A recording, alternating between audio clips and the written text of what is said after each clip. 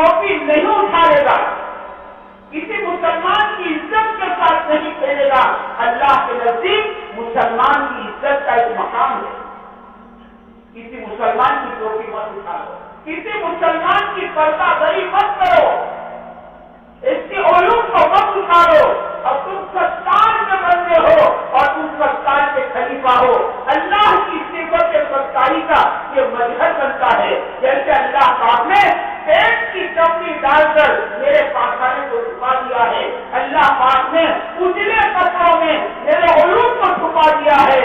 میں ایسے اللہ کا بندہ ہوں، ایسے ستار کا خلیفہ ہوں. میں صفت ستاری کا مظہر بنوں. یہ صفت ستاری کا مظہر بنتا ہے. لوگوں کے ایپ کو چھپا دیں. کسی مسلمان کی ٹوپی مت اٹھا، کسی مسلمان کی عزت کے ساتھ مت کھیلو.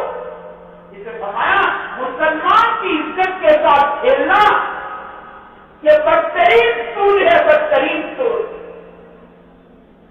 تیری عزت نیلام کر دوں گا، ہم کہتے ہیں تجھے پانی سے پتلا کر دوں گا. مت بول، مت بول.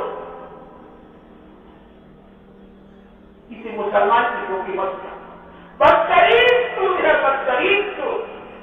حالانکہ سود اتنی بدترین چیز ہے، اللہ کے نبی فرمائے سود والا کبھی بھی فرق نہیں سکتا ہے. اس کے پیچھے گناہ کے 72 درجے ہیں، 72. اور پہلا درجہ ہے اپنی سگی ماں کے ساتھ منہ کالا کرنا. اور باقی کے درجے کہاں لے جائیں؟ اس کو سود کہتے ہیں. فرمایا مسلمان کی آبرو ریزی، اس کی ٹوپی اٹھانا، اس کی عزت سے کھیلنا یہ بدترین سود ہے. یہ بولنے میں پابند ہے کہ میں یہ ایسے بول نہیں بولوں،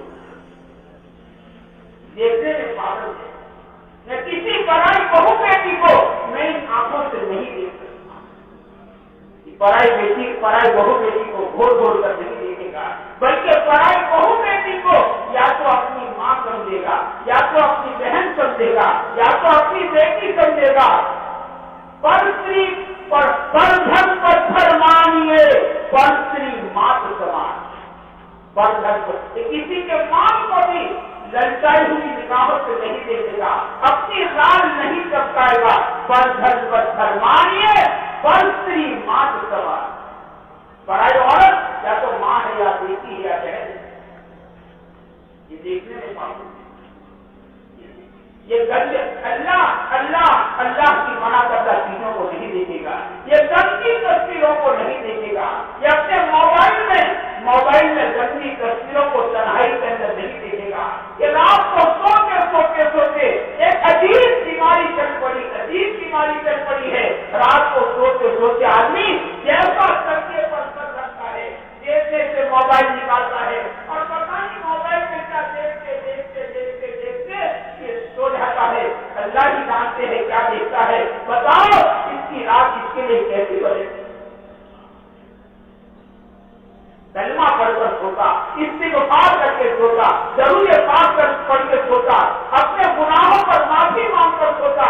آتا مسلمان رات کو بستر پر لیتے ہوئے یہ کہے یا اللہ معاف کر دے، یا اللہ معاف کر دے، یا اللہ معاف کر دے، تو اللہ تعالیٰ اسے معاف کر دے. اپنی موت کو یاد کر کے سوتا. اس اللہ کے پیارے نبی صلی اللہ علیہ وسلم نے ہمیں ایسی دعا تعلیم فرمائی ہے کہ اپنی موت کو یاد کر کے سونا ہے. اللہم اسمِ اعوذ بک. اپنی موت کو یاد کر کے سونا. ہمیں تو سلایا اپنی موت کو یاد کرتے اور ہمیں تو جگایا اپنی موت کی یاد دلاتے. الحمدللہ الذی احیانا بعد ما اماتنا. موت کو یاد.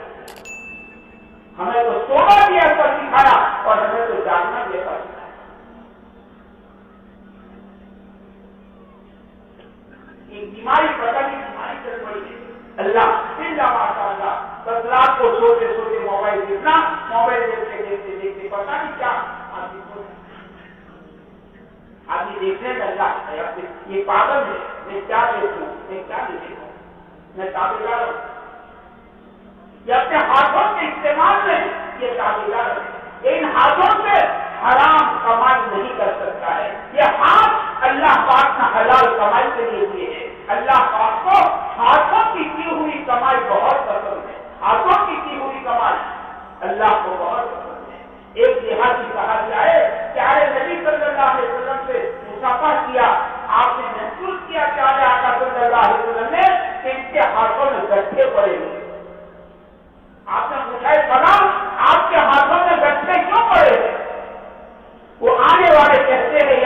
اللہ آپ پر میرے ماں باپ قربان ہوں، میں غریب آدمی ہوں، میرے بیوی بچے ہیں، میں روزانہ جنگل میں جاتا ہوں، لکڑیاں کاٹ لاتا ہوں، بستی لا کر لکڑیوں کو دیکھتا ہوں جس سے میرے گھر کا گزارا ہوتا ہے، میرے گھر کا چولہا جلتا ہے۔ یا نبی اللہ، روزانہ لکڑیاں کاٹنے کی بنا پر میرے ہاتھوں میں گٹھے پڑ چکے ہیں۔ اللہ کے پیارے نبی صلی اللہ علیہ وسلم نے اس کے ہاتھ کو 2 بار پکڑا اور 2 بار پکڑ کر اس کے ہاتھ کو چوما اور فرمایا میں اس ہاتھ کو کیوں نہ چوموں جس ہاتھ کو اللہ تعالیٰ بھی چومنا پسند فرماتے ہیں۔ یہ ہاتھ حلال کرنے میں چلا، کئی ہاتھوں سے حلال کیا کمائے، کیا یہ زمانے میں کامیاب ہے، یہ حلال کماتا ہے، حلال اس کا لقمہ حلال تو پھر اس کی زندگی پاک ہے۔